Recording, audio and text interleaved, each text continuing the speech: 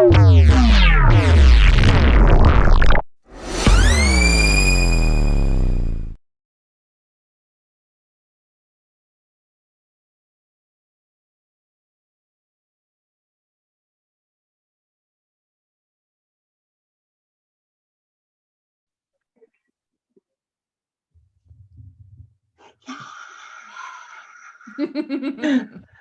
my God. Oh my God. It's Saturday midday and I finally got her. Now, whoever doesn't, I'm sure, wow, this is me speechless.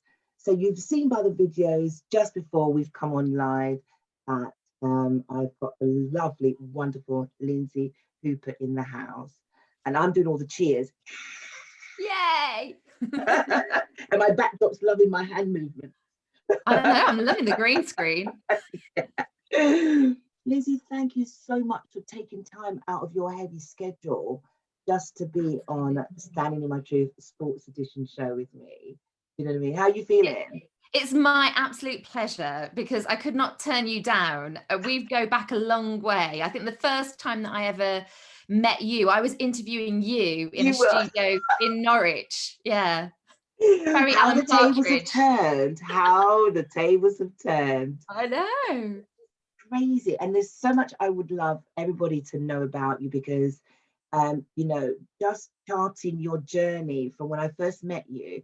And I'm still, you know, I'm still in the music, but you've grown from Blur, which we'll get to that point, to where you are today. So without further ado, just say hello to the public, my public, and just say who you are, just briefly. Well, to all freestyler fans, Maxfield fans, I'm right with you because I love Valerie so much, love her voice, what a powerhouse she is. And you know that I've thought that for a very, very long time. Lynsey Hooper is in the house. Again, thank you, Lynsey, for coming on. Okay, I know that you have got one heavy schedule today. We've got, this week is FA Cup weekend, isn't it, really? So I'm surprised I haven't caught you running up the motorway. I think you're going to be heading on the motorway somewhere. We'll find out where your the next game is. But without further ado, Lynsey, where did you actually grow up? Where you, because I know, and I always kept thinking, where's her accent from? But tell us, I do get that a lot. I do. People say, oh, I know that you're northern because you say grass and not grass and path and not path. So they know that I'm north of the M25. Yeah. But a lot of the time people don't realise, but I'm from Dudley in the West Midlands. Right. I mean, if we go even further down, I'm from a little village in Shropshire, which is right in between Dudley and Wolverhampton. Oh, she's near Black Country, folks. That's what she's trying to tell you. Yeah. So let me educate you there. Do you know what I mean? And you've always stayed there, even though within your career, you've always stayed there. So you were born and bred in Dudley or Wolverhampton. What was growing up like? You know, do you know what I mean? In your area, were you a tomboyish, and what was your parents like? Just give me a brief synopsis. Okay. Well, yeah, I mean, it's such a friendly, community orientated area. Everybody knows everyone, you know the butchers and the greengrocers and the paper boy, everybody by name. It's that sort of small town village, but really, really lovely. And growing up, that was exactly what I needed. I love the fact that all of my family, pretty much bar sort of one or two exceptions, was within a mile radius of each other. So we would spend many a Saturday afternoon or Saturday evening together in different households. So my dad's family was the one side, which was from one little village down the road, and my mum and my mum's the other side. And it was just great for me growing up because there were so many opportunities for me to play sport, which I love to do, to grow up with my lifelong friends. Some friends from nursery are still my friends now. Oh, fantastic. And I think that's so important that you've got that grounding. It is, yeah.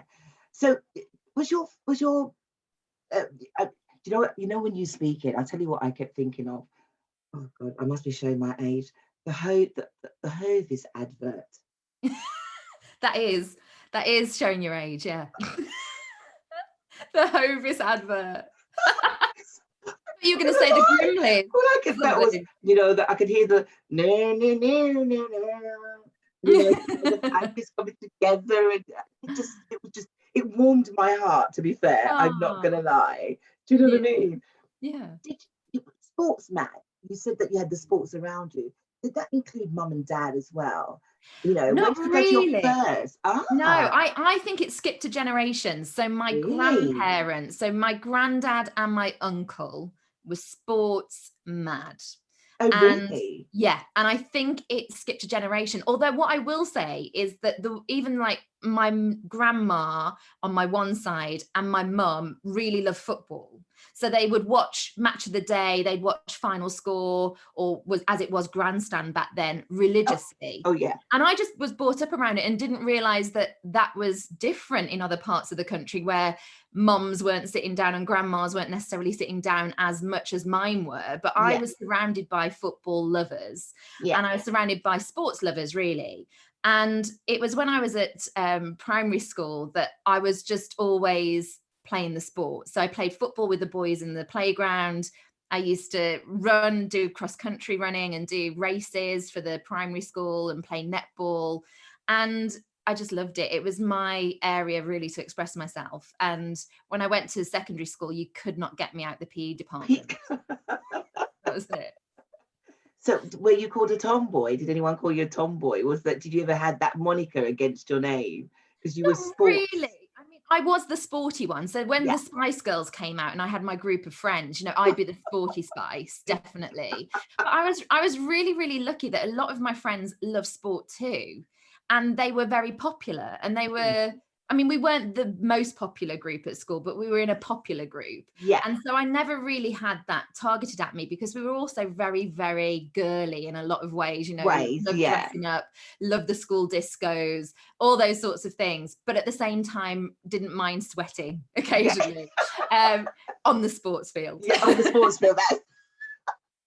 So there we come then. So you're sports minded, which, as you said, it skipped a generation. I'm just going to go back because I have to have that little D.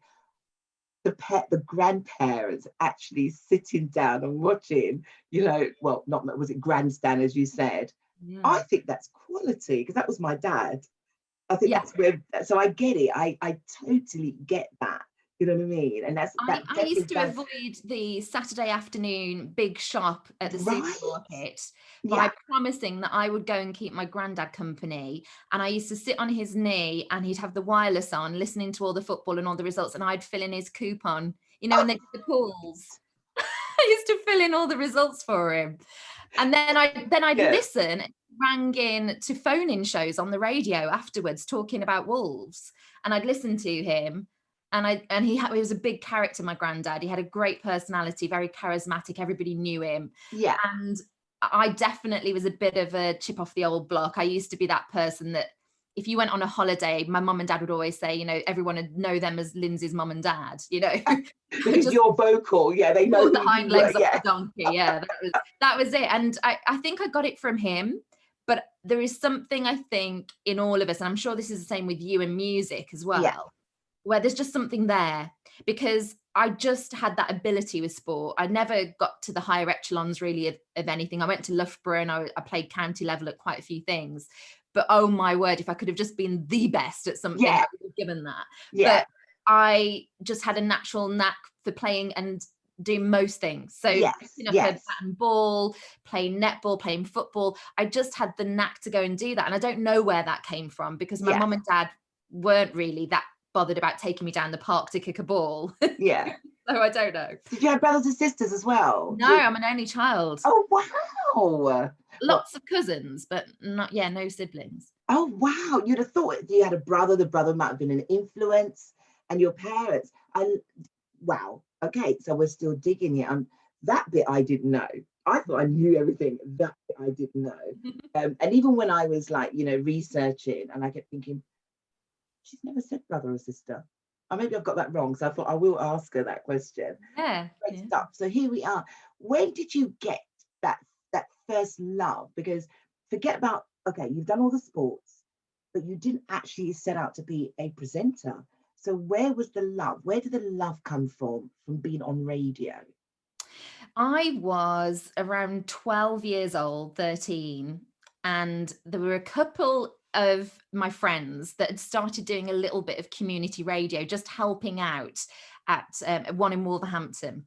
And I went along, and my friend said, oh, come with me, it's quite good fun, blah, blah, blah. So like 13, I trot off to go and have a look at this community station. And I loved it. And I thought, oh, wow, there's something where you can actually talk and no one stops you. And there's nobody stopping you in the process. So I was always a little bit of a performer, and I loved dance and things like that when I was younger. And actually, I think my first thing that I ever wanted to be was an actress, actually. And I'd been part of a local theatre group. And I was absolutely devastated because I got the main part in a theatre production to be the child in this show. And it had actually been at the Royal Variety Performance, this show, and then they were touring it around the country and did little local productions. And I got the main part, and I'd been in the newspaper, and I'd learned all my lines. You know, I'm about 12 at this point. Yeah. And I thought, this is it. This is what I want to do. And about 4 weeks before that show was due to air, they closed the theatre company. Oh. And I never got to do the role. And I'd been in the paper, and I'd talked to all my friends about it and my family. Must have been heartbroken. I was heartbroken. And my mum sat me on this chair that I remember vividly in our house and just said, forget about that. I think she could see how hurt I was. Just forget about that. You'll have to do something else. Do something else. So I felt then that I could never mention acting again or dancing. Yeah. And I found this through a few friends, medium of radio, which was sort of like the next best thing to me of bridging that. And then, bless her, my mum actually found an advert in the newspaper, and she said, oh, the local hospital radio want new presenters. And I was like, that's it, I'm going to go and do it. So at 13. But you were 12, 13. Yeah. 13, I had my own radio show in the hospital radio. What was you playing? Did someone I'm sure they had to show you the records. So I I actually shadowed some people for a while, and then they said, oh, you can have your own show on a Tuesday night. So I'd be the one teeing up all the records, and I wanted to do all of it, but I just wanted to learn it first. Yeah. And it would be going on to the like old people's ward, and you'd get Daniel O'Donnell a lot, Frank Sinatra, you know, all of those old crooners. And I would be just queuing up these records and playing them for, you know, Dorothy and Jean on the whatever ward. Oh, I think that's lovely. I loved it. Because, oh my God, you know, people tend to think that, I shouldn't laugh, but you know, you get into hospital, which I've been in a few in my time, and you know, the only radio, it's different now because we've got those televisions, don't we, now, where you know, everything is more modernized. You've got these big fluted things in front of your bed, but it wasn't like that. It was those little ear things that you stuck over your ear, and you know, and it's not like you could give a request and go, oh, could you put on a shanty, please? Or I was hoping, I was crossing my fingers. Yeah, or someone would ask for stereophonics, or you know, it was like, take what you get because you're in a mixed ward. But I'm not going to lie, I actually liked it because I found it quite soothing, I guess, from a musical standpoint. But you know, for some people, it was like, really. You know what I liked about it? It was a captive audience. There was no TV. Yeah. I love it. So 13, how long did you do that for? Oh, a few years, till about, I think 4 years, till I was about 17 when I was at college. And I then went and did, I mean, this sounds so Alan Partridge, all of this. I then went and did a community radio station. It was only for a month. They sometimes give these licenses out, which mean that you can set up for a month and broadcast in the local area, and then you go away again. Yeah. And they set one up in a local fire station called Blaze FM. I can't make it up. And my mum and my nan travelled with me. I sent off one of my demo tapes from hospital radio, and I applied to be the weekend breakfast co-host on this station for a month. And my mum and my nan trotted into Birmingham with me when I went to go and meet this man, because obviously to them it's like she's just meeting this stranger out of the paper. And so they came along, stood round the corner whilst I had my meeting, and he went, yeah, okay, I'll give you the show, you can come and do it. my poor dad, who worked in a factory all his life and used to be up and out by 6, I then break the news to him for the next month, for Saturday and Sundays, I need you to get up at 5 a.m. to take me to the radio station. But he did it, bless him. And the things, well, it was that, it's either that or he would have to take you football, but you didn't play football, so the next best thing was to take you to the radio station. yeah. That's awesome. But then I would say that grounded you. That's like an apprenticeship, really. The 4 years at the hospital, then at this community radio, it lasted longer than a month, didn't it? No, actually it didn't. It was a month. It literally was there, went away. But what I got was some more material. And by the time I went to university, which I went to Loughborough, and they had a fantastic media centre. And on day one, I walked in and there was this radio studio. And I said, right, what have I got to do? This is my demo. What have I got to do to be here? And the guy took it off me. He went, we've never had anyone with a demo before. And he said, do you want the main show on a weeknight? And I used to do 5 till 7 every night, and it was news and sport across Loughborough, and I used to do that pretty much Monday to Thursday, and I couldn't believe it. I was like, are you sure I can just rock up? And he's like, yeah. And what you realize is that they're actually really struggling for volunteers. Right. The schedule isn't even half full, and then would you mind being the program controller as well? And I was like, yeah. So you're telling me that I am multitasking while you're actually. Well, you do more than me now. Definitely. No. You're the multitasker, and I know I can say that. So you've gone into this radio station. You're now at Loughborough, but then when you finish Loughborough, you still continue that path of being the radio. Yeah. Well, actually, I was in my first year at university, I was doing this student radio, and they had one of these licenses for a month, and then they broadcast throughout Loughborough. And there was a very small commercial radio station in Loughborough, and this was in the first 3 months of me being at university, and we were broadcasting in the local area. And there was a small station called Oak FM at the time, and they were after somebody to be an out and about presenter in the mornings, a roving reporter, going and doing wacky things and silly things. And they were tuning in because they wanted to find a female voice. And then they rang up the media centre at my university and said, who was this girl that was on 5 till 7 in the afternoon? And one of the volunteers, who hadn't really even met me, just said, I think it's this new girl that's just come. Let me find out her details.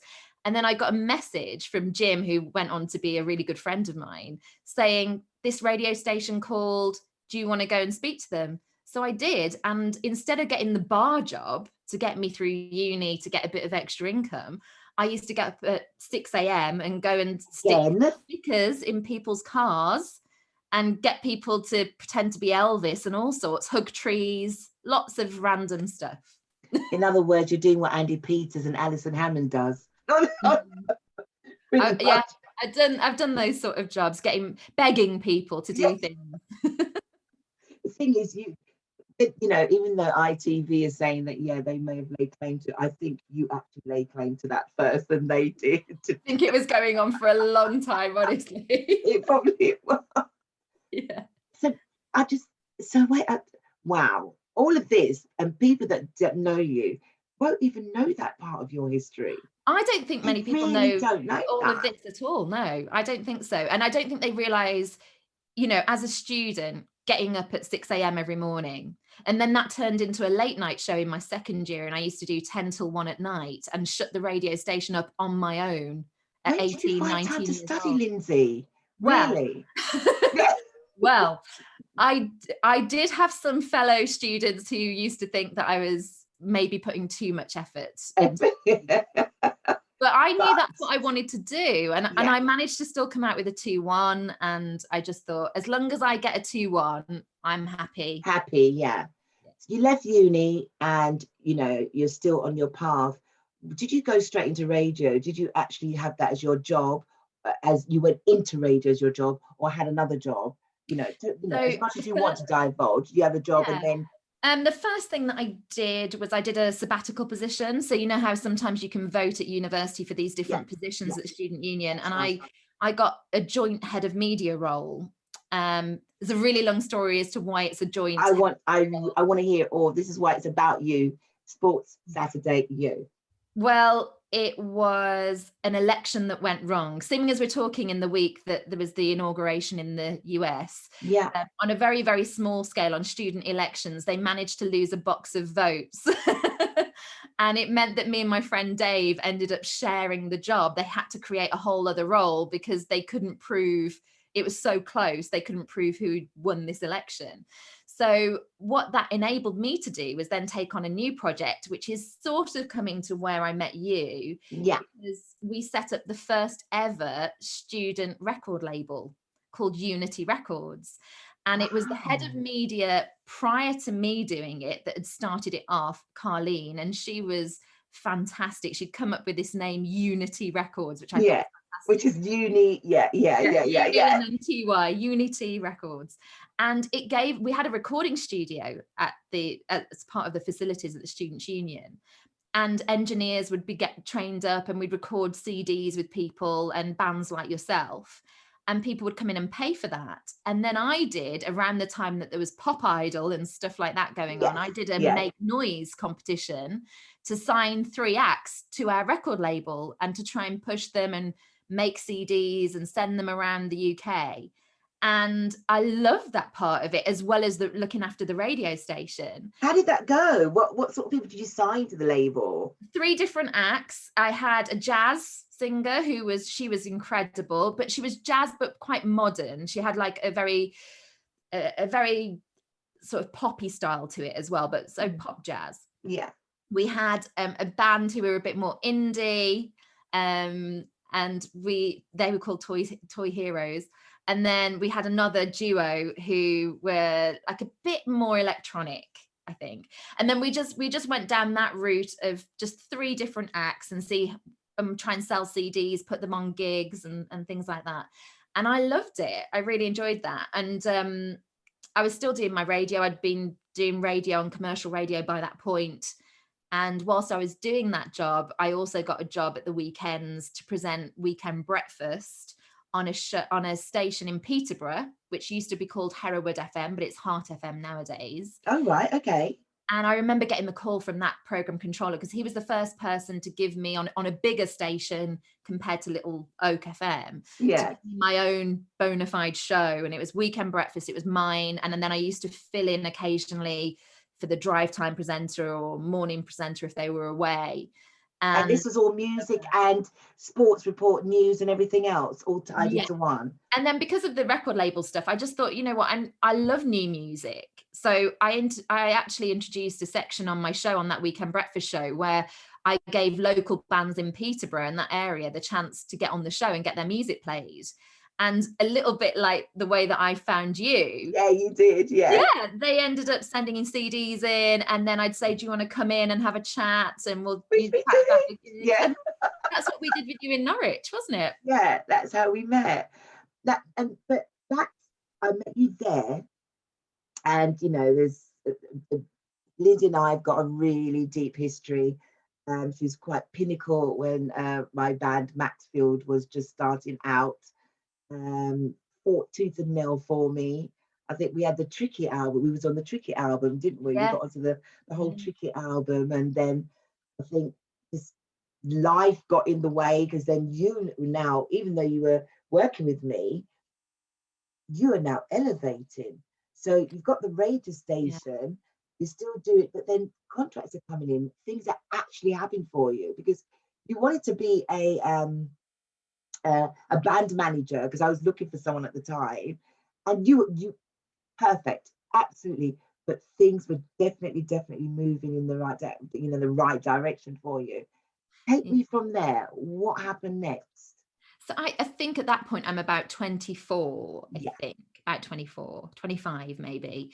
And a crossroads came because off the back of doing Unity Records, I then joined ULU, University of London Union in London, and they asked me to come on board and try and launch a musician centre and sort of replicate what we'd done at Loughborough, really.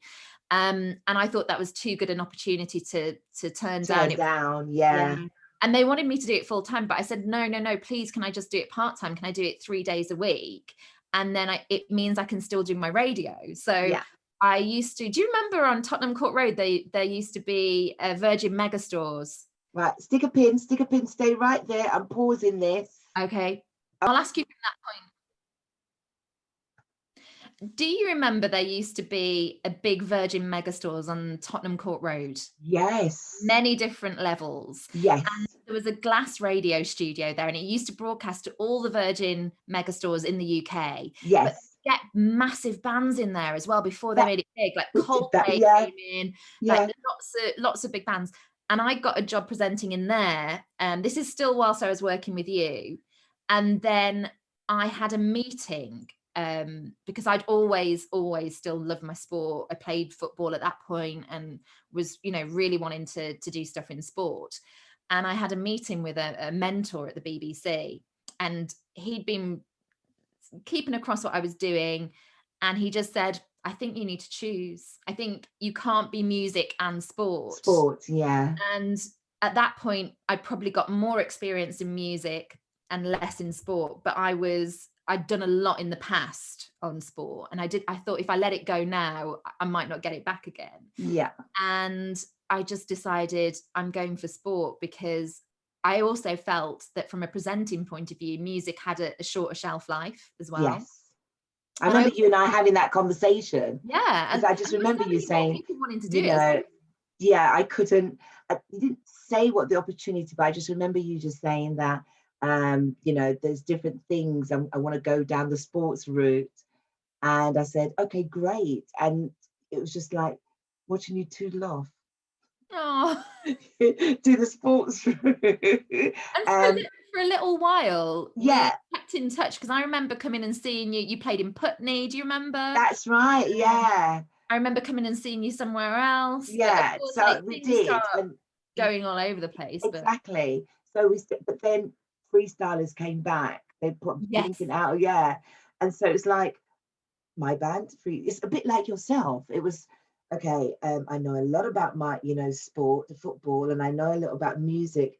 But here was freestylers again, because I'd been with them all along, no longer Groove Armada, and it was just, okay, all right, okay, I'm going to go on road. And it ended up that I stayed on the road with them another 6, 7, maybe another 8 years. So, I was only able to revisit Maxfield just recently in the last year and a half. Wow. And as we went to put the album out, we got COVID. Oh. And do you still work with Adam? I haven't seen Adam for years.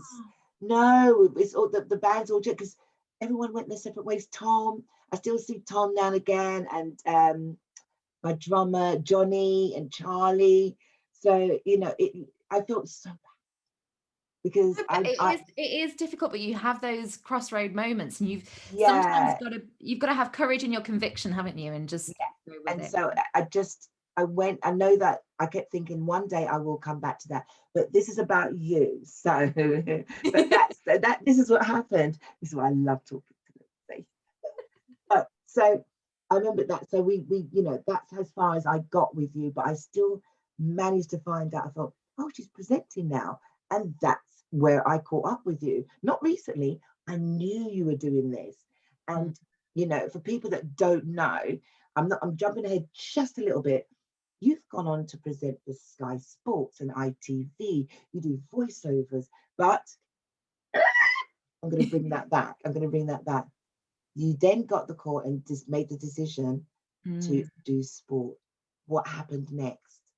I had a crazy conversation with a boss of a radio station. So anyone who knows radio and the program controller role, and they often set the schedule and recruit presenters, and effectively the boss. And I had to go up to a boss of one of the stations that I was working at, and I presented a 4-hour show.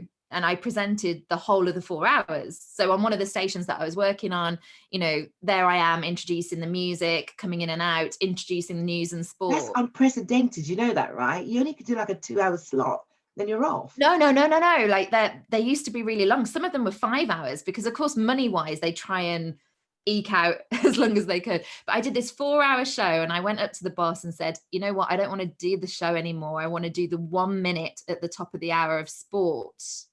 and he thought I was joking. Like, what? You want to ditch being the main presenter of the show to do the sport on the hour? And I was like, yeah, because otherwise if I don't do that, it's never going to take off for me. I need to be seen to be doing sport.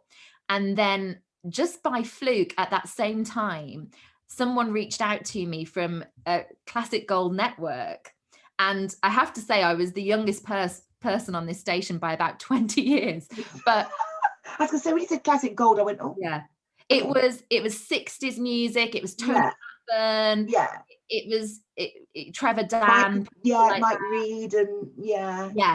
And they decided they wanted to jazz up and do a sports results and classic hits show on a Saturday afternoon. And it was 2 hours, a 2-hour show. And this was perfect for me. It was fusing music and sport. And it was on a national, it was on AM but at the time, and DAB, but it was a national station. And I just thought, brilliant, this is it. So I did that. And then once I'd got that job, I managed to start getting auditions for TV. And that's how I ended up at Sky. What people don't, I mean, people would, you know, with the videos that they'll see popping in and out, they're probably thinking, why is Valerie playing all of that? Because that's Lynsey's voice you're hearing, folks, on the scores, on the 5 live scores. It's Lynsey, love. It's Lynsey, folks. He's the one that's why I'm putting it. You probably can't see her face. They're probably really old as well if you've taken those. Yeah, but I did. They're my old. I'm allowed to highlight you. Do you know what I mean? We're plotting the journey, so it's from that era. Oh, I plotted. So when when you go back, because you've just joined me, when you watch this back, you'll see all them shows, and you go, oh my god, oh yeah, okay, oh Val. I'm here now, but it's a wonderful journey because I've seen that you don't just cover football, you cover cricket, you've covered the sailing, you've covered the Olympics at 2020, 2012, which we'll see at the back end again, as I said. Tell me, okay, we all know that you're a presenter now. We'll come to where you are now, but prior to that, how difficult did you find adapting into a world where it is male dominant when you are presenting football, especially, or cricket? What are the pros and cons for people out there that probably wants to be be a presenter in sport? How was it for you? I think it's changed a lot now, but how was it then? Then I think doors were opening because I was female. Looking back on it now, Val, I realized why the doors were opening. I'd had a good grounding in radio, so I could present. I had a good voice. Yeah, very. I was young, and I knew my sport, but not the way that I know it now. But I knew it well. Yeah, and doors were opening, and I thought, oh, this is great. But I realized that the doors were opening a tad. What the doors were doing back then is they were saying, oh, well, let the ladies have a go. Right. Come on in. You can sit next to the guy and you can smile and look pretty and occasionally read these lines. But when it comes to breaking news, to doing live, having an opinion, and I realized that quite early on. Yeah. I say early on, but long enough. I did about 3 or 4 years before I realized, hang on a second, we don't get the same opportunity here. And I was all about the knowledge. And there were a couple of situations where I had really big auditions. And I thought that it was all about me showing that I knew it, that I could ad-lib the cricket, that I could do the golf, that I could talk about League One, League Two. I could talk about those managers as easily as I could talk about the Premier League. And so I spent hours and hours and hours just getting better and researching. And actually looking back, that didn't matter. It didn't, did it? It was whether my hair looked nice or whether I had great makeup or whether the clothes that I wore flattered me the most. Yeah. And that is soul destroying. It is soul destroying. It's changing. It's changed quite a lot. Yeah. It still goes on, I think. I know it does. Yes. I think I do. Age is a big thing now as well. Like, right. I'm now at a point where I'm really worried about aging. and not being able to do the job that I love, which men can do for as long as they want. But I know what you mean. I totally hear what you're saying about, you know, the whole age. It's like, okay, you need to step up and do something, and all of a sudden it plays tricks on your mind and how you eat and how you now have to be in your well-being. It's a knock-on effect. I don't think, you know, and I'm sure, but I'll let you explain. It's only because someone else said that to me in the industry, and I'm only just, you know, reverberating what they said, and they found it quite difficult. Oh, But yeah. you And know, it must be the same in the music industry to a degree as well. certainly is. Yeah. You know, if I had to tag on to what you were just saying, I asked myself just the other day, and I think that's because of, I never would have if it wasn't because of COVID. And it was, what are you doing? You know, because you now, if you're not careful, I'm going to be watching what's going on Instagram, and everyone's an influencer these days, and everyone is, you know, I've always reinvented myself. It's just something that I've always done. It's just something that it's been grounded in me, never to try and stay the same. I will change my hair or something. I've just been that type of person. Do you know what I mean? So it's not like, oh, because everyone's doing it now, I've just been that person. But through COVID, what I've learned is, oh, wait a minute, you're getting older. And even though you're on top of everything musically wise, and you're still being asked to do the latest, from grime to drill to garage, and, you know, a broad spectrum, you're singing. I'm even singing, the other day I was singing country. That's because I know, hear that. I know, absolutely. You'd be very, you know, and it came out really nicely, actually. And that's because I actually do, that's the sort of music I do like. I'm a rock head. I've always been a rock head. So it allows me to, you know, but coming back to what you were saying is, I asked myself that, and I looked and I thought, your face doesn't fit anymore, you know, and it made me be aware.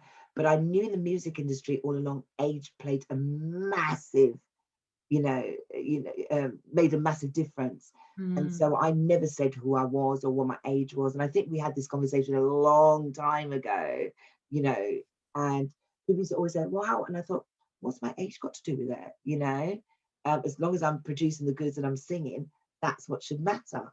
It doesn't. Yeah.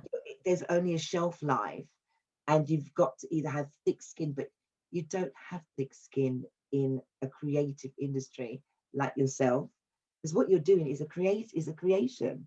You're creating news, you're writing, you're elaborating on a visual activity that many can't do. Many people can't do that. But unfortunately, some of it is a man's world. But as you said, I've seen where Sky has changed a lot. It's become quite really diverse, and it's Yeah. wonderful. But that's my tagging on there. But going back to yourself, so here you are, as you just said, it's like you're now worried, and you're looking at yourself, and I just want to say, I actually get you. And I'm hoping that there's other presenters that, excuse me, will watch this and identify with what you've just said. Yeah, I hope so. I'm sure there will be, and I am absolutely positive as well that it's changed and that it's changing for the better. Yeah. And you have to just keep hoping that that next generation that come through just widen that door a bit further. See, I keep using the door analogy, but I don't think it's fully open yet. But I do think it's definitely wider than it was when I started. Do you think they're ticking boxes? I'm just saying this only because, and as I said, because you don't just do football. There's F1. I mean, I'm just a freak of F1. I love my F1, but there's football seems to be acceptable for women. In F1, a lot of women are now stepping to the forefront, which is beautiful to see. You don't really see it in cricket, even though there's a lot of women who can speak about cricket, and you're one of them. But the door is still closed. I'm going to use the door analogy. That, do you think they're just ticking boxes now? And I don't want to bring colour into, because I've just now seen that they're doing colour as well and everything else. And I'm like, oh, this looks weird. I would you think have really done that? with Do you know what I anything, mean? I think there has to be a little bit of crowbarring in Yeah, order for change to happen, because when you haven't had any opportunities, if you haven't been given the same opportunity to learn and to craft your skill as maybe your male counterpart has at that point, then I think there has to be a bit of placement that goes on in order for you to then learn and then open doors for others.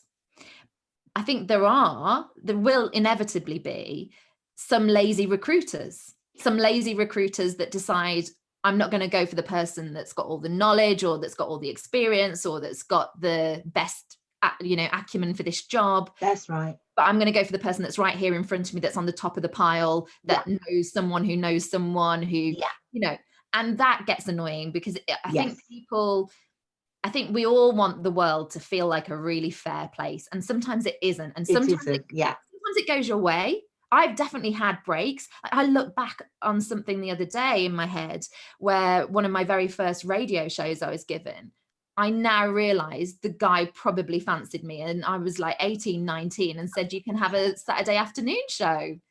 And then don't take away from your talent, young lady. Don't take away from your talent. You're thinking, oh, this is no, I get you. I put all these years of hard work. I got up at 5 a.m., went and did the Blaze FM, went and did hospital radio. That's what he's seeing. No, it isn't. That isn't what he was seeing. But I only realize that now that I'm older. But I took that opportunity because when they come, people should take them. And it isn't the fault of the person that's getting the opportunity. But I think the experienced heads in this industry and the real decision makers, you just hope and pray that they make the decisions based on the right thing. That's right. So this brings me to, all right, so I know that you're in, I'm sorry, I'm always going to call it a man's world because growing up, that's all I saw. And, for the layman is what I call them. There's people who goes, no, we need more women. It isn't. I am still getting used to seeing women, presenting. I am. I'm no, but I've always been the one that sat back quietly and gone, oh, I wish that was me. Oh, I'd love to. But I wasn't just brave enough to do it. It's like growing up, I wanted to be the first Premiership lineswoman. I didn't follow my dream. I know, how mad is that? But that's what I wanted to actually do. Singing was not my first career. But how do you juggle your life? Because Lynsey, you're always on the road. You're always on the road. I know. How do you juggle home life? How do you keep that together? And what advice would you give to any budding journalist who actually wants to get out there? What would you say to them? What are the sacrifices that you've had to make? Okay, well, sacrifices, I've missed weddings, I've missed really big things for friends, because you face it, sports at the weekend. True. Yeah. So every time there's something going on, I've missed great nights out. I've definitely partied hard along the way because I had that mantra when I was in my 20s that, I'll play hard, I'll work hard. But ultimately you miss out on big things. You miss out on big life things. And I think I missed out on certain relationships going through as well that I didn't give my full commitment to because and I think I always divide it into two. I think there's a period when you're wanting to get into doing the dream job and that you're wanting to get that experience, that you have to be a yes person. And then a switch goes off at some point in your life when you've got lots of experience, you've ticked off quite a few of the things that you want to do, and you have to start becoming a bit more of a no person. And I think that's the shift. You're yes, yes, yes, opportunity, I'll do it. And then at some point, for your own sanity and your own relationship, sometimes you've got to then become someone that works smart. And working smart means that you don't give 14 hours a day anymore. Right. You scale it back. And I think that is the trick. Now, if you say that's the trick, in the beginning then, because now you're seasoned, I use the word you're seasoned. I feel like that's aimed at dogs.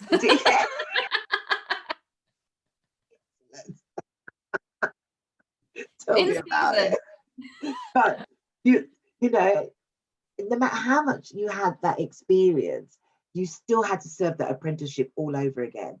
But once you moved up to the echelons of the BBC, ITV, you know, because you've been on Granada, you've been on Central, which brings me to, you're a massive Wolves fan. Yes.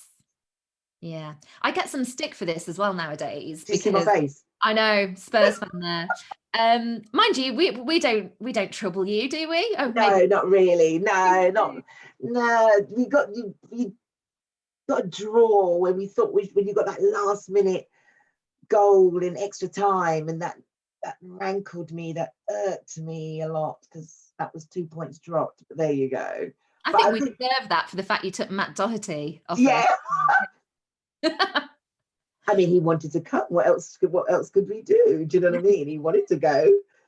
You've got a great manager, by the way. Yeah. He is just, you know, I hope he doesn't go down the path of, you see, like, what's his name, Sheffield United's boss, who's come in and he's done Chris really Wilder, great, yeah. Chris, yeah, and he's done very well. And then, you know, one season, like, you know, they almost made it into the top four, or even into the European League and the Europa League. And then this season, they can't buy a goal. No, You but know, we've already done the toughest bit. So we did that. We got into Europa League, and then second season, when you're trying to juggle Europe and the Premier League, we finished 7th again and get to the quarterfinals. I know, right? And So we did the hard bit, but it's this season where I think a lot of teams are struggling. Look at Chelsea, look at Liverpool in recent form. And I think a lot of teams aren't fulfilling their potential. And there's a why few do you things think that is? I've got a view on most of them, but why? I want to hear your view on it. Why do you think that is? Without, without getting yourself in trouble, because remember, you're a presenter on the radio, so you've got to be very careful. One of my theories is that I don't think they had the proper break. So although it was a pandemic year, what you have to remember is that they were told to keep fit at home. They didn't get holidays. And I think just generally, if you look at the working public, just not having that 2-week holiday away in Spain or France or wherever has had a real detrimental effect. I think so. I think a lot of the top players, if you look at the top players that play every minute pretty much of every match, they're the ones that I think are really feeling it. Yeah. And so they look that's why jaded. this depth in squad. Yeah. And then you look at a squad like Wolves, and we've got the shortest squad in the Premier League because Nuno likes to keep everything very tight. That's right. I think that's where we've come a cropper, because we've also had injuries, which we've always done very well. I know. What was his name? The head injury. Jimenez. And he was like a stalwart for you guys. And then once he got injured, it's like you could see where you've struggled back there. Do you know what I'm saying? And it's like, he's going to be out for a while. We're in the transfer window now. Who's on the market for you guys? Do you think he's going to bring anyone in? We've just brought in a striker. So I think that's exactly the area we needed. A lot of Wolves fans are wondering if we need a defender as well, because what is cover? Shipping goals. But I'm not sure. I actually think if we go back to a back three, Nuno's been trying this back four and trying to implement a new system. And I think with everything that's happened, maybe just go to the tried and tested. Go back to that back three. Yeah. And it's not broke, why fix it? Yeah, exactly. So I agree with you, because when we're looking at when I look at Rashford and even Harry Kane, look at Firmino, Liverpool, they've got a massive squad.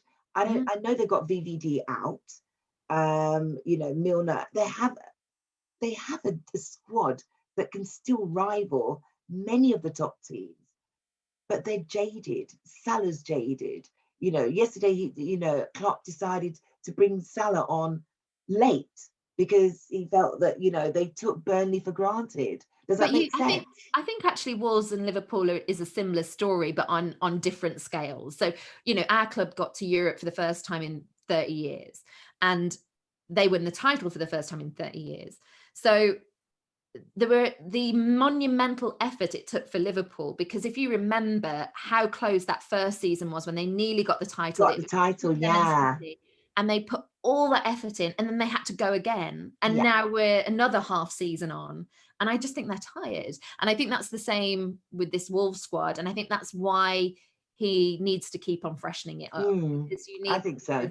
Those new legs, I think. Yeah. I mean, I look at our Tottenham team, and I think we've got a very good squad. I just think that Mourinho is still struggling to find the best out of them. You know, because there's times that he will park the bus. You know, I'm going to hold my hands up. When he was at Man U, I kept thinking, oh, stop complaining. When he's at Chelsea, I thought, oh, leave him alone. But I get that he does that. And there's times that they really play great football. You just can't, it's like, wow, oh my God, where did that come from? But it's like they're suffering a crisis of confidence. It's like, I've got it, but I don't have it. Oh my God, is Mourinho going to go back and say, oh, the best team lost? Do you know what I mean? Or something like that, because he has these little one-liners. But you know, we've got Bergwijn and we've got a good players sitting on the bench. You know, I'd hate if Dele Alli went to meet up with Poch. You know, when Poch got signed to PSG, I cried. I actually cried. But I do like, you know, I've always liked Jose, even when, you know, he's having these bad times at, you know, at Man United. I just never saw the day that he'd come to a team like Tottenham, if that makes any sense. But not just him, Chelsea. I'm looking at Frank Lampard, and he just demeanor. It's like, and I'm thinking, if this is what football does to you guys, who wants it? You know. So yeah, the season I'm finding the only person that I think that is reveling more than anybody is Brendan Rodgers. Yes, yeah. He doesn't look like he's lost an ounce of sleep like me, you know. He just looked at, and he was like, he looks healthy, he looks well, his squad's coming together, he's had some injuries, they've all come back, and it's like, the unsung heroes, are they going to do it again? It's quite shocking, you know what I mean? Okay, we've gone on a bit about football, because I could talk all day long about not just Premiership, all of it. But coming back to yourself, so you're juggling all of these. You also have a podcast of your own. It's called the Offside Rule Podcast. Tell us a bit about that. Well, that was born out of this frustration of not being able to have an opinion. So it actually launched back in something like 2012. So it's been going for about 9 years now. And it was just that I felt like there was so much more that women could offer for football. And a lot of the people that I work with were very, very knowledgeable. And we'd chat in the makeup room. And I thought, I want this to be heard, because we watch this just as much. And if you looked at and I suppose if you still do look at the football list of podcasts, it's mainly just all male lineups, or a lot of men with an odd female on there. And I just thought, why not do something completely different? And this, remember, is 9 years ago. We put 3 women on the show. Yeah. We're 3 friends, love football, talk football, and that's it. What are the other, your co-presenters like? What are they like? They're brilliant. So one's Hayley McQueen, who does Sky Sports News. She's we always sort of rib her because she has about 3 teams. She supports Man United. She also supports Middlesbrough because she grew up there and worked on Middlesbrough TV for ages. And she likes Real Madrid. So we always sort of rib her. Oh, right, okay. And then Kate Borsay, who's worked in sport for a huge chunk of her life and is now working a lot in news, but still, you know, loves her Premier League and watches Liverpool and is a big Liverpool fan. So we just all get together and chat football. But it's incredible to be able to do that with your friends as well. Yeah. And how long is it? So it's 9 years it's been going. What sort of guests do you have coming onto your show? Or is it just the 3 of you put the world to rights? The main show, we sort of have 3 topics. It's a round table discussion. We'll talk about different things. So like this week's show, we talk about the good and the bad boys in football when it comes to red cards, because Lionel Messi got his first red card. So that sort of inspired us to talk about who's had a lot of red cards in their career, who's not had hardly any. And that's one of the topics, for instance. And then we also have more of a jovial topic, like we're doing homeschooling at the moment. So we're doing football homeschooling, and we did American history this time because America, but we did that a few weeks ago, you know, all those sorts of topics. And it's just fun. It's lifestyle-y. You learn a little bit about us and our experiences of working in football. Often we'll talk about our own experiences, good interviews, bad interviews, all that sort of stuff. And along the way, it's won some awards, and we do some exclusives. So Hayley and I went to Sven-Göran Eriksson's house and sat down with him and did a chat with him. We've had Joe Hart on. Yeah. Lots of different exclusives. Which Love that. So everyone that hears that, the Offside Rule, it's not just that, I'm normally joking, the Offside Rule production podcast show, and they will see at the end of this anyway as well. They'll see, we'll put it up so that, you know, there's lovely. plenty of us females, and I'm in a group on Facebook of some stalwart women, I should say, who know their football, and it's a joy to be in these little groups on, you know, on social media. Sometimes I sit back and I just listen to them, but there's some passionate women, but they know their football. I mean, they could commentate. There's a couple that run their own groups, whereas it was unprecedented that happened. So I would definitely be putting that at the end, so everyone can see that, and to direct that traffic straight there, because I've gone and listened, so I know. As I said, I know what you do. I really feel like if people, especially if you're a woman who loves football, I think if you listen to us, I believe it would become a regular listen, because it's that sort of program. But, you know, believe it or not, we have majority male listeners on that show, so it appeals to both. It's great that it does, but we'd love it to reach more and more women if we well, I definitely be passing it to the women that's on that watches here. It's definitely going to go to it's definitely going to be flooding back down there. So podcast, you do voice. Listen, there's so many strings.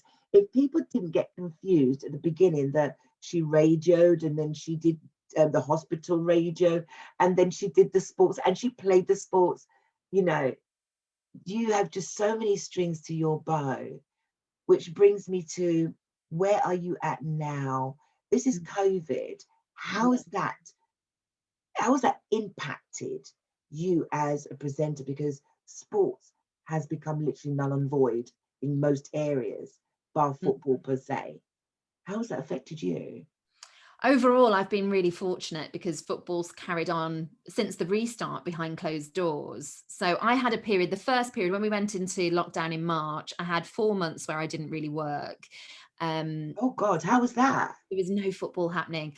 Well, I'm very fortunate that I have home recording facilities. So I was doing voiceovers from home, but not only that, I have a production company that I set up with my friend Kate, Offside Productions, and we pitched for some shows, and I ended up making a radio series which went on Jack radios, called The Show Must Go On, and it was to do with getting sports guests on. And Kate made a show for Talk Radio. And so between us, we're the sort of people that get down, and also I think it's worth saying, you know, I got nothing through that period.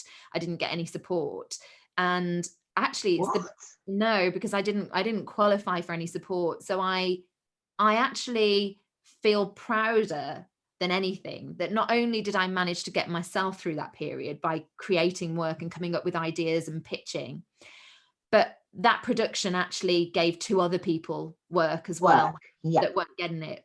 So I am so proud of that effort. And it was hard, but then the restart came and the Premier League went behind closed doors, and I'm in a very privileged position that I majority of my work is with Premier League Productions, and they are one of the people that get to go to these matches to take a reporter. And so I've been working for them.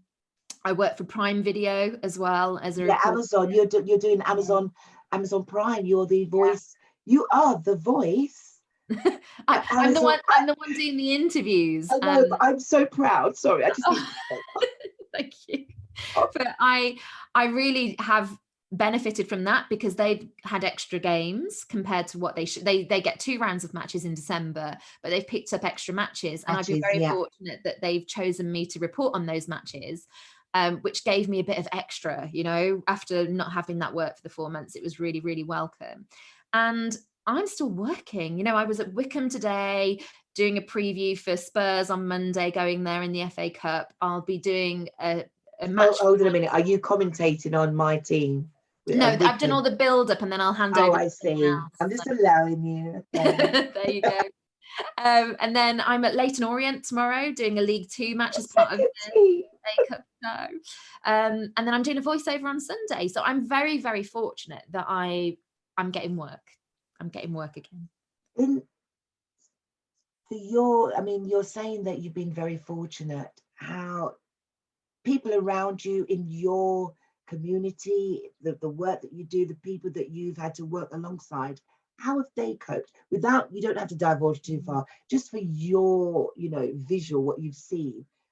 What changes? There's some people, I think, especially in creative industries, there's some people that haven't worked at all, because they're not allowed to at the moment, and also events aren't happening. So if you think of sports as effectively events, if those sporting events don't happen, then you think of camera operatives, directors, producers, runners, floor managers, they're all not working.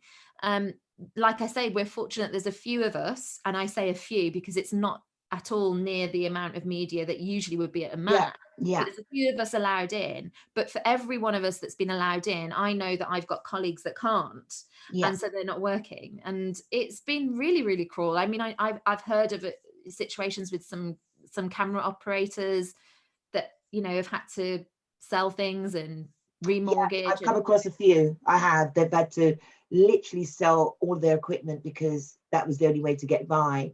No matter how much they'd worked over the years and accumulated money, they still had to get by. And their livelihood, everything that their passion that they'd worked for, gone. Just like that. It's just out the window.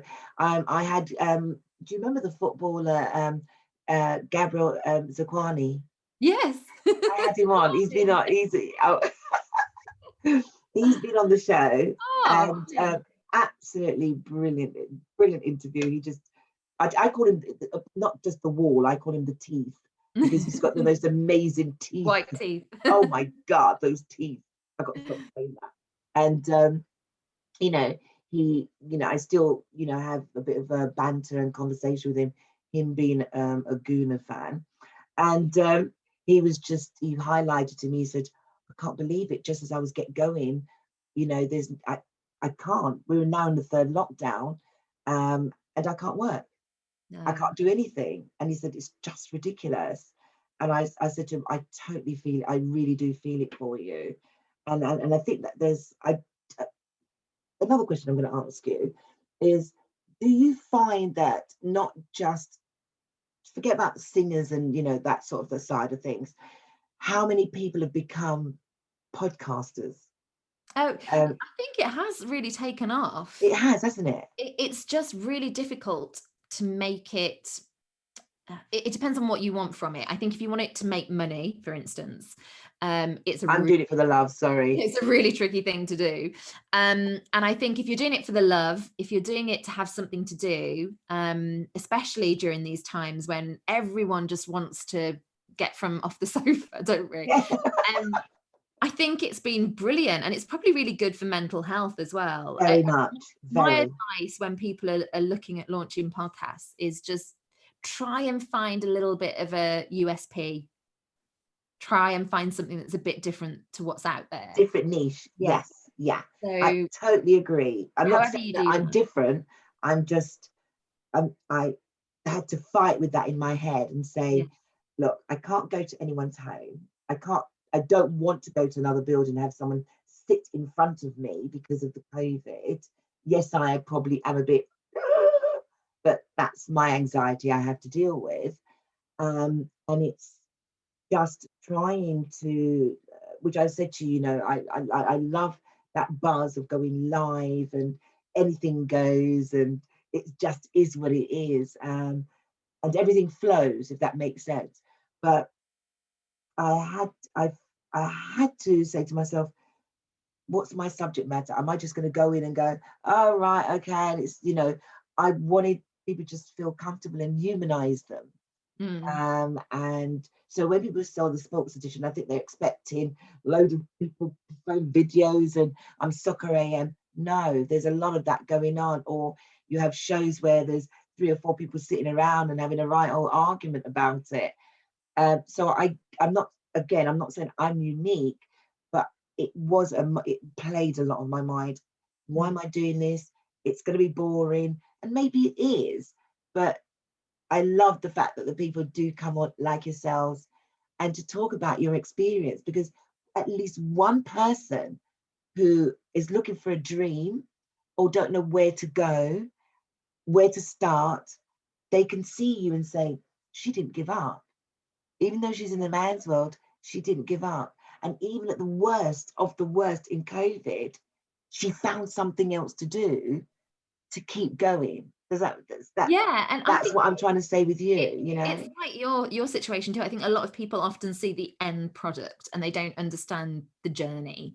And I do like to do these sorts of things just so that people know, because I do get a lot of students that write to me and ask for advice and how can they replicate that sort of career, or how do they get into doing this, or a foot in the industry. And I think it is really important to say, it isn't just somebody didn't come with a little envelope and go, ta-da! Yeah. Okay, Lynsey, as I said, you worked for, you will see all of this at the end of the video. Lynsey, is there any advice that you would give anyone that's, even if they're a student, even if they're older, it doesn't matter, forget the age that they are, and they're struggling at this point, because as you said, some of us can't work. I'm sure the ladies in your team as well, having to have a different lifestyle, things have changed for them too. And it's you three all rallying together to still make your production work. What advice would you finally give to anyone out there that has a dream? What would that be? I think where there's a will, there's a way. And oh my God, you're beautiful. Right now we're talking in a pandemic and I'm seeing you crystal clear. We've got lovely video quality. We're using, one of the video softwares to be able to do this. And technology is there to help us. So when I was cutting up demo tapes and doing things on cassette and VHS, which a lot of people watching this will be like, how old is she? Yeah. Then there is now all of that on your phone. Right. So we've got a way. And, sometimes there's a part of me, it's all about doing things in proportion, because there is a part of the internet and technology and social media that can actually drain your mental health. I think it can be too much. It can be too demanding on you. But if you make it work for you, you don't let the machine take you over, you take it over. And then I think that you've got so many possibilities. You can cut videos, you can try and sing demos on your phone. And you know as well from the amount that you've had to do over the years. Yeah. And I think if you've got a will, there is a way. There's a way. Absolutely. That is such a beautiful thing. My last question, so that was to everybody else, but this is my question to you. What was one of the best interviews you ever done? Oh, as an interviewer. So I want to know the one that you really, really enjoyed, and the one that was like, that was pulling teeth. Well, remember, I've had 2 walks of life. So we've got football and sport, and we've got music. So what would you want? Let's go with sports, because it's a bloody sports show. Okay, sport. Well, only last week, because I think you always have to take recent experiences. I could give you lots of examples of people that great interviews. Generally speaking, I always say this: goalkeepers are brilliant. So Petr Cech, Emi Martinez, Bernd Leno, all those sorts of people, they're very, very good talkers. Goalkeepers are great. And if I ever get a goalkeeper, it's very rarely that I think, oh, this is going to be really drab, right? Because they're really good talkers. But last week I did a sit down with over a video with Pierre-Emile Højbjerg. And he was fantastic. He looks good. I've seen an interview with him, but was it yours? I'm gonna have to look. You I've done interviewed him. two interviews that I really enjoyed recently. One was with him because, again, he doesn't give you just stock answers. He gives you lengthy answers and well thought out. And I really liked that. Fantastic. And we had a good interaction. And then in person, the last interview I did in person was with Mark Noble at West Ham. Oh And wow, I'd look yeah, back on 20 years at West Ham with him, yeah. with the youth setup. And I asked about his love affair with football and how it's had its ups and its downs. And I'd heard recently that he'd, fallen out of love a bit with football during the pandemic, which he had. And I love that interview. It was just great. The sorts of things that you want to take a copy of and keep. Yeah, yeah. Those are my best ones. Bad ones. It's really hard because you don't want to single out people. But what I would say is I've often been that person that when a new player comes into a team and they're young and they haven't done much media, I have been that person. Would you just do a quick interview to get them like warmed up? And a few times I've been like, because you're just getting a of course or yeah or definitely absolutely yeah and then they don't really say anything. So I've had that. Get them to open up, isn't it? Yeah. I had that recently and I thought, don't think I'm cut out for this, because I wanted to go really, but I couldn't say really. I just had to do my best, if you know what I'm saying. And I basically found that the interview was me talking all of the way through, because it's not nothing coming back, bless him. But it was like, okay, maybe not next time. That's a learner for you, Val. You got to take that one on the chin and see how the best way you can go forward from here. I did do an interview as well with a cricketer, Shahid Afridi. Oh right. And that was tough because it was just a situation where we had Emirates flight crew nearby, and he clearly thinks a lot of himself as well. So I just felt like he didn't really want to answer my questions. So that was quite difficult. That must have been tough. Yeah. I saw one that he did with, what's his name, Goulet, or Goulet, yeah. Yeah, and I don't even know whether I'm saying the name right myself now. Yeah, Goulet, and I was watching it and I thought, do you really want to be here? And you ask him the question, he goes, yeah, and I was like, wow. Okay then, do you know what I'm saying to you? I was like, good on you, Lynsey, because you stuck with it. So I watched you, there's some interviews that I've seen you done and you really go straight, not the jugular, as some would say. Questions are well thought out. And I can see some of them, it's just off the cuff.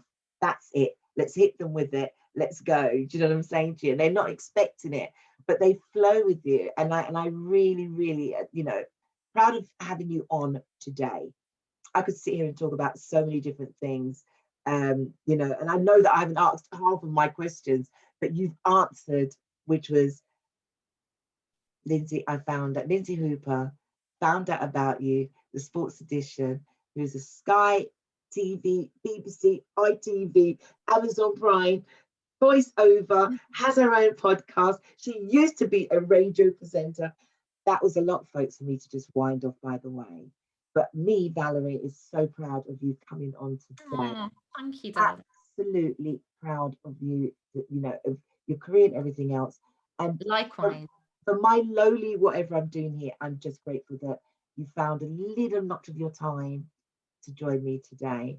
And we've got to make sure we keep in touch and keep on, and I'll keep you abreast of everything that's going on. Oh, so, I'll rib you when we beat Spurs next season. Yeah. No. That is a banter that we just cannot have. I'm a sore loser. I just let you know, I'm really, really sore loser. But as good as I get on my Facebook page, they actually hate. I'm not gonna lie, they hate me. It's got so bad that I have, and I don't care if he hears me saying this, people actually message me in my messenger and say, oh, you're quiet. So I might go a week or two and I might not have said anything. So I would go up on my page and I might go, oh, wow, Man United just woke up. And then I get all the Scousers going, and what was that supposed to mean? And then I have a whole barrage that goes on for 22 hours of Liverpudlians, because I call them the bin dippers. And I go, oh dear, the bin dippers are out, you know, and things that, so I go in. You love it. I have a name for every single one of the teams. So I just, and then sometimes when I finish, I go, I just love lighting the torch paper and blue torch paper, just letting it go. And then I go, I'm out. And then I get people actually messaging me, where are you? So I think they expected that my shows would have been like that. But I'm professional, I said. There's no banter. Professional. Yeah, there's no banter going on here. So I've had a couple of people going, how come you're not slagging off everybody? And I go, me? Slagging people? What sort of language is that? You know? But anyway. Brilliant. Good luck for, well, I think you did win. You won, didn't you? Yeah. Did Paul's not win? Okay, because I didn't get to see anything. Yeah. Oh, bless Charlie. Never mind. Anyway, Wills has won. Less than every other time. Any other time. Spurs, it's our turn on Monday. Let's see what happens in. But Lynsey, thank you once again. To everybody out there, Lynsey Hooper, please give her a big hands up and bye-byes and bye-byes. God bless you all. Be safe, will you? Be safe. Be safe. Take care. Over and out.